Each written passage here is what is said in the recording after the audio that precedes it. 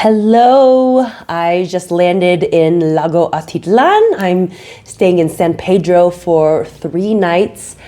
I returned back this morning from my Acatenengo hike, and it was such an adventure and amazing and grueling and awe-inducing, and I felt so many emotions in 24 hours that I'm going to share a little bit about. I'm still processing it all, and so these are going to be really off-the-cuff thoughts.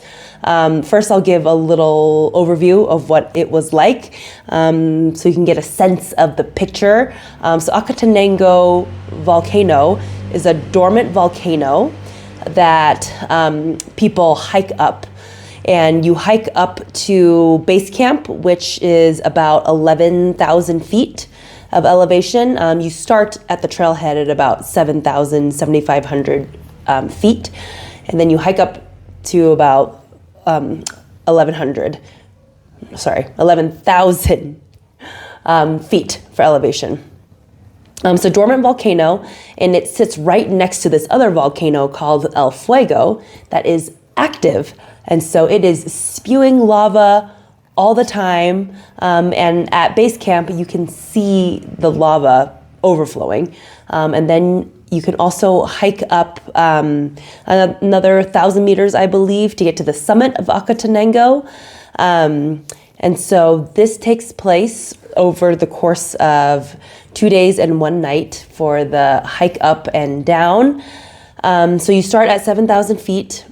And it takes about 4 to 5 hours to get to base camp, and that includes breaks. And it is just steep uphill the whole time you are climbing. You are climbing about 4,000 feet. It is tough. You're already at elevation, so it's already tough to begin with if you are someone who lives at sea level like myself. So you start off the bat, just heart pumping, lungs throbbing. The first 25 minutes, before the first stop, I was like, oh my gosh, what have I gotten myself into? I was already pouring sweat the first 25 minutes in. Our breaks were anywhere between 10 minutes to a half hour. If we were doing lunch, which was on the longer end. And each time we stopped, so eventually we got to base camp after about 5 hours, and already you are absolutely exhausted. I got to base camp, I could feel my heart beating in my ears. I just took it all in. I'm sitting at base camp, and I see in the distance the volcano that's erupting. And there's also another volcano that's over on this side. That it feels like you're above the clouds, like you are in the heavens. So that's beautiful enough. But you have the option that evening to hike down the mountain. So we've just gone up this way. Now to hike down it so that we can go up El Fuego volcano, the active volcano, get closer to it so that we can see the eruptions closer. I wasn't sure if I was going to do this, but I'm a glutton for punishment, and I do not like to say no. So I decided to head out. There was about 8 of us out of like the 25 that decided to do this. And, you're going down the mountain, and, it's not so bad. It's because it's downhill, and as you're walking, you're seeing the sunset, and that was absolutely insane. Seeing the sunset in the distance, and then seeing the volcano erupting in front of you as you are kind of getting closer to it. That was truly incredible. I was in such a state of awe. So as you get down, you get to the bottom, and then now it's time to walk up the volcano. And as I was walking, about I'm just trudging up slowly.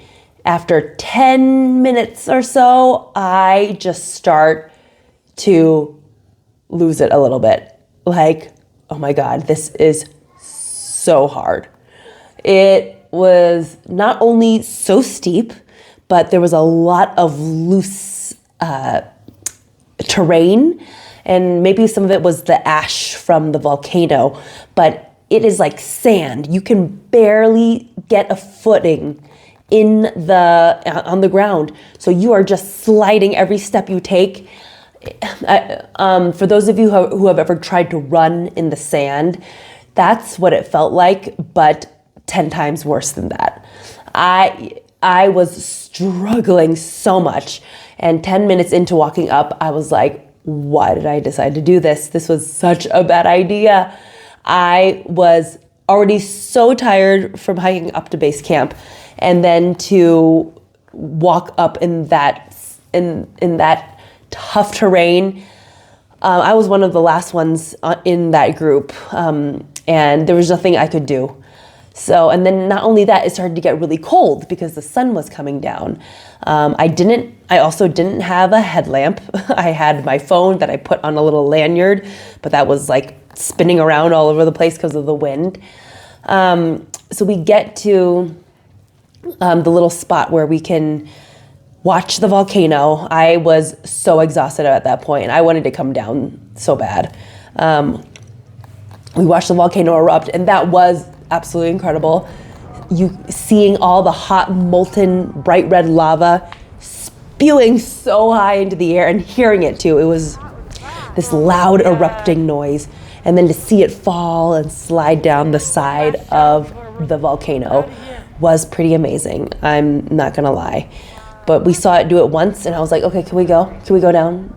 I'm freezing. I want to get back to base camp. I just want to hang out. So we stayed up there for about 20 minutes, got a few other eruptions in that were amazing. And it was just this like whiplash constantly. Like, I'm cold and I'm frustrated, and oh my God, look at this amazing lava coming down and erupting into the air. And then, okay, let's go back. I'm tired. So it was this conflicting multitude of thoughts. My lungs are a little not feeling great. So we come down then we finally decided to come down, and because it was coming down the mountain, you remember how hard it was to get up with my feet sliding down. Going down, I felt I could not get a footing in. I was just sliding down the volcano. At one point, I just got on my butt and slid because it was easier than trying to walk. Every time I took a step, I would just slip and fall anyway. Oh, I was also wearing my mom's shoes. I don't have hiking shoes, so I borrowed her hiking shoes, and they are really thick soled, which I'm not used to. I'm used to more thin soles, and that gives me more grip and control and more stability in my foot. But these thick soles, like you can't grip, your feet can't grip on the ground. I don't know if that would have helped, but I felt like I just didn't have control over my feet. So that alone was also really tough. And I didn't have a light looking down because my phone and my lanyard were just spinning around. I'm not a real outdoorsy person. There's this term where they say you're either outdoorsy or outsidey. Outdoorsy means you are hardcore, you go backpacking, you like to get in the dirt and be one with nature. Then there's outsidey, which is you like to be outside. You like nature. You like to go on a little hike. You like to go have a picnic in the park. But I like car camping. That is outsidey. I am not outdoorsy. So it was such a challenge in that I didn't have a lot of the gear. So then we get down the volcano, and then we have to go back up to our base camp. And Lord, by that point, I was just so ready to be done with any more ascending. I was so done. And I was like one of the last, if not the last person in my group to trudge up that hill to get to base camp. We were gone for 4 hours. And mind you, our hike to base camp was about 4.5 hours. And we had 6 breaks the whole time. We hardly had any breaks getting to El Fuego. It was 10 times harder than the hike to base camp. And yes, it was amazing to see the volcano up close, but I was like, I don't know if that was worth it. I kind of wish I would have stayed at base camp and watched her beauty from afar. Oh, maybe ask me in a month to see if it was worth it, because I'm not so sure. And like, everyone else in our camp was already like in their little cabins asleep. Cabins, I mean, like these little like kind of plasticky structures with our sleeping bags in there. Not anything fancy by any means. And then that night, of course, I really could not sleep that much at all. We went to bed about 10. I think I slept maybe an hour and a half, 2 hours, and then was just awake. My body was just like on adrenaline, and I could feel cortisol just like pumping through my body. Could not really go back to sleep. We got woken up at 4 a.m. because there was the option to hike to the summit. And I thought everyone was going to go hike the summit, regardless of whether they hiked El Fuego or not. Because everyone in my cabin, I met these 3 really great people, a couple from Salt Lake City, and then this gal from England, from England, but living in Greece. They were like up and at it to go to the summit. And I was like, I wake up and I'm like, well, not even wake up because I hadn't slept. I get up and I was like, am I really doing this right now? Are you all doing this right now? And they were on board. We get out and everyone's all lined up and we start to hike up the summit. And it is steep. And so we're hiking up the same mountain that we're staying on to get to the summit so that we can see sunrise. It is so steep. I immediately, just like 5-10 minutes in, was like, holy crap, my body is literally screaming at me, like, what are you doing at this point? Like, what are you doing to us? And I get to this stopping point, and there was another gal that was also at her wit's end, and she was wanting to go back. And the guy that was with us said, like, you're totally fine to go back. The sunrise is great from base camp. And I hated feeling like a quitter and feeling like a sucker, like I was giving in. But I just was like, I think you're right. I think you're right. I'm going to go back. And I go back and had a great time. I went back in my tent for about an hour and a half until sunrise, and I got up and watched the sunrise from base camp, and it was glorious. It was absolutely beautiful. It came out. So El Fuego was over here, and then the other volcano over there. That the sun was coming up over that. It was truly amazing. And then and then El Fuego is still erupting. I am so glad I stayed back, but wow. I went through such a gamut of emotions. One, that I at first was beating myself up for not being able to make it to the summit. And I realized as I came back down and went back to base camp that there was actually over half of the people had stayed in their cabins and had not gone up for the summit. And most of the people had also not gone to El Fuego either. They had just gotten to base camp, and that was it. And so, not that I should compare myself to anyone, but it made me feel better to know that I had done El Fuego the night before.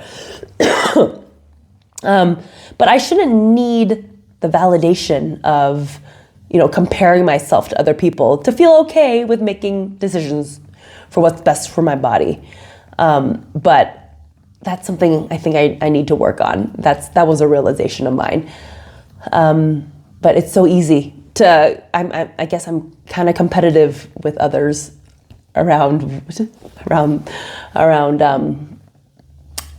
doing something, around doing things.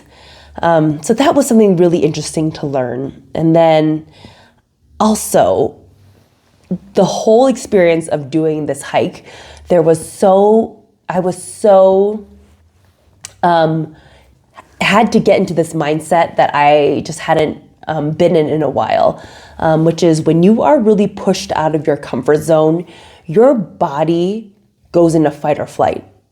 And when I was trudging up the hike, my body was wanting to go into fight or flight, and I had to really actively work with my body on that. I would tell myself, okay, just literally one foot in front of the other. Don't even look to see how far the trail is and how steep it is. One foot in front of the other, one foot in front of the other. Deep breaths and breathe with my nose as much as possible. There's something I think when you breathe with your mouth, your body can panic more. So when you breathe with your nose, you are more in your parasympathetic nervous system. So that was constantly something that I had to work on, to be really mindful and intentional so that I could finish first the hike to base camp and then the hike up to El Fuego. That's something, there's so many things that can put us in fight or flight. Physical challenges, emotional challenges. When I have to present in front of people, my body goes into fight or flight. And so I really want to put those practices into place whenever that happens again. Truly, it was such an amazing experience. I had so many feelings around it. At one point, I was thinking like, oh, why didn't I do this trip 5 or 10 years ago when I was younger, in my 30s? I'm 40 and I'm one of the older ones here, and this is so hard. And it was really interesting to think about, to have those thoughts flash through my head, and I just let them pass, because what else is there to do? I didn't want to resist those thoughts, because there's something to those thoughts. There's nothing wrong with them, though. There's nothing wrong with that thought, but focusing on it wasn't going to change anything, right?